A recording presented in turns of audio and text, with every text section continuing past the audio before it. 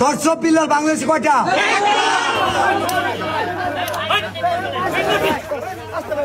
গতকাল থেকে ফেসবুকে একজন মানবতার মহাজন আরেকজন হচ্ছে নাসা ভাই বিনোদন, দুই জনের যন্ত্রণায় ফেসবুকে ঢুকায় যাচ্ছে না। ফেসবুক স্ক্রল করতে করতে তাদের ছবি ভিডিও কিন্তু সবসময় ভেসে ওঠে। আজকে একজন বিল্লালকে পেয়েছি, থরসব বিল্লালের একজন মানে ভক্ত ছিল এক সময়, তাকে পেয়েছি। তার কাছে শুনবো এসব ফেসবুক স্ক্রল করতে করতে তার অনুভূতিটা কেমন। বিল্লাল ভাই কেমন আছেন?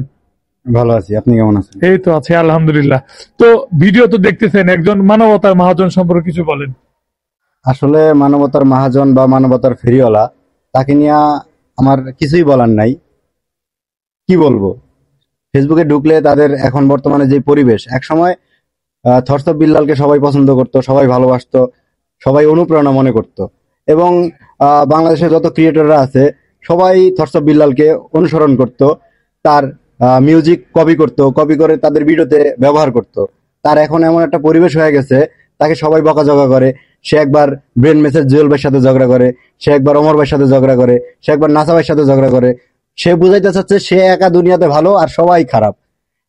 এই বিল্লাল ভাইকে সবাই একসময় পছন্দ করতো, ভালোবাসতো। এখন বিল্লাল ভাইকে কেউ পছন্দ করে না, ভালোবাসে না।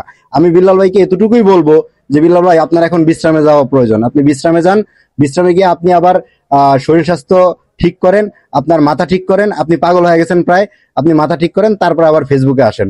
আপনার জন্য ভাই ফেসবুকে আমরা ঢুকা মুশকিল। ফেসবুকে ঢুকলে শুধু আপনার ঝগড়া, আপনি এই করেন, আপনি সেই করেন, আপনি হ্যান করেন, বিভিন্ন কিচ্ছা কাহিনী। আমরা ফেসবুকে ঢুকতে পারি না। আপনি ভাই হিরো আলমের মতো হয়ে গেছেন।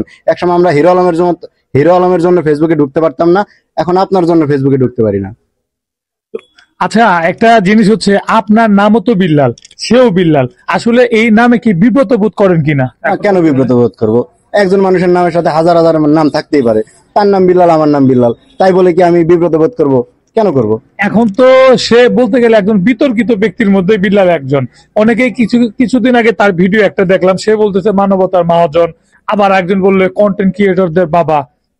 এই বিষয়টা কি আপনি শুনছেন কিনা? অবশ্যই শুনছি। সে নিজেকে অনেক বড় মনে করতে পারে।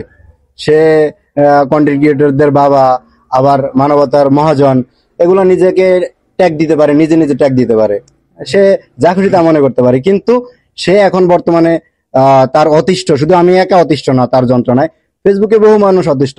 আপনি বুঝেন যে ব্রেন মেসেজ জুয়েল ভাই, সে কত বড় মাপের একজন মানবতার ফেরিওয়ালা এবং একজন ক্রিয়েটর।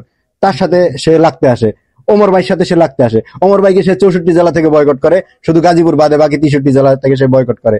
সে কত বড় মাপের হেডামলা লোক হয়ে গেছে বিল্লাল ভাই, যে ওমর ভাইকে বয়কট করে দেয়। আবার নাসা ভাইয়ের এলাকায় গিয়া নাসা ভাইয়ের সাথে সে মারামারি করতে যায়। নাসা ভাইয়ের সাথে মারামারি করতে গিয়া খাইছে না একদম, ভালো লাগছে না। হ্যাঁ, যাই হোক, একজন সাধারণ দর্শকের অনুভূতি শুনলেন। এটাই ছিল আসলে। বিল্লাল ভাইকে একটাই মেসেজ দিতে চাই, সে আগে যেমন কন্টেন্ট করতেন তেমনই চলে যান। এরকম বিতর্কিত কন্টেন্ট, বই বিক্রি থেকে বিরত থেকে সুস্থ স্বাভাবিক জীবনে ফিরে আসেন, এই কামনা আপনার জন্য।